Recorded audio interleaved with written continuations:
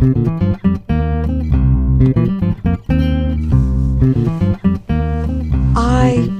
was at boarding school in England and not knowing what I was going to do, and as part of my school careers organising, they decided we would go to Harrogate Hospital, and we went to the hospital in a little group of girls, and we were taken to first of all to see the Lady Almoner, who was a rather square lady in tweed skirt and twin satin pearls with her brogues on and short grey hair. And I had thought that perhaps being a Lady Almoner was quite a nice job. However, seeing this lady, I wasn't quite so sure.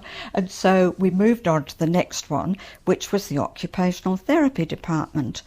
And the occupational therapy department at that time was full of wicker, which was used to make the baskets, and stuffing to stuff the soft toys, and nothing much else. And seeing as I wasn't very good with my hands, I didn't think that wasn't going to be for me. And then we moved to the physiotherapy department, and there was a very elegant lady in a white coat, and she didn't seem to be doing very much. And then the doctor came in and she started talking to the doctor, and I thought, oh, this looks quite a nice job. Maybe that'll do for me. I did investigate it further and found that in fact they worked in hospitals, and mainly in those days there was very little in private practice. It was all in hospitals. It was all very much under the supervision of a doctor, which I thought at the time was rather appealing. And it worked with people, and that was something that I'd always thought that I would like to do. My mother thought I should be a teacher because she thought the hours were very good and they had long holidays, but I decided no, I was going to be a physiotherapist. And so that was really as much as I knew about it until I actually went for my interview.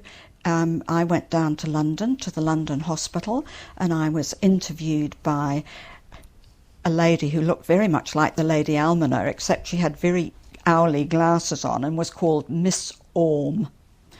And Miss Orme was very intimidating, and you had to be very careful as to how you spoke to her. But they accepted me, and so off I went to London. It was a bit like going to boot camp for young ladies, really, because for the first 6 months you had to live in. And living in at the London hospital was at the Mile End, which was very much the east end of London. And we all had to be safe and sound in bed by 10 o'clock. And then we were let out at 8 o'clock the next morning to walk along the Mile End Road to go to the hospital to start our studies. And so it was going to be 3 years of this. You keep going. I keep going. So the first 6 months of the training was all anatomy, physiology, massage. We did massage every day for an hour, movement, and we had to wear special outfits.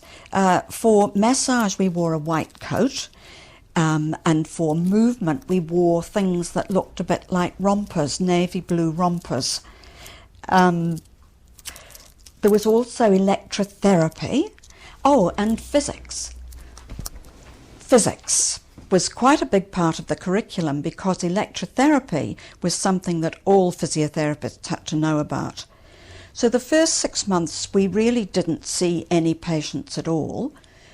And then there was an exam, which was the chucking out exam. If you didn't pass that, then you had to leave. However, I did pass it and went on. So after 6 months, we did start going to see patients, but usually under supervision of another physiotherapist, usually, or an older student.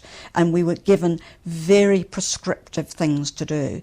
So, for example, any patient who came into the hospital with an OA knee was given quadriceps exercises, 10 static quadriceps exercises to do every hour, and they were given some sort of electrotherapy, and that was it.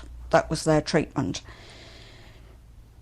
That was till a year Then after a year, we then started doing afternoon clinics. And clinics in those days were very much, again, prescriptive. Usually patients' treatment started with a class of some sort or other. So we had knee classes, early knee, intermediate knee, advanced knee. We also had a thing called a provocative knee class, which was when someone was thought to have a torn cartilage, they were given provocative exercises so that they would then, if they had torn the cartilage, they would fall about writhing in agony, and we'd say, oh, very good, go off to see the doctor. We had back classes, early, intermediate and late. We had shoulder classes, we had hand classes. And most patients went into a class of some sort for treatment after they'd had their electrotherapy. Electrotherapy was either shortwave diathermy, or sometimes they had Faradism, where we'd put the pads on and give them an electric impulse which made the muscles twitch. In my early training we had no ultrasound, but we did have infrared. That was another treatment that they would get. They had a bit of heat before they then started their exercises. So that went on till 18 months, and then we had the first set of exams, which were anatomy and physiology, 2 papers, and physics. They were all theory papers. There was no practical at that time. And then after you'd passed that, you then went on to morning clinics, which were slightly sort of more advanced, I suppose. And at the end of 18 months, we had another set of examinations, which were massage, movement, electrotherapy, and they were practical and theory papers from my recollection. Exams were only taken in 2 centres in England. One was in London, which was lucky because we could at least go fairly close to home.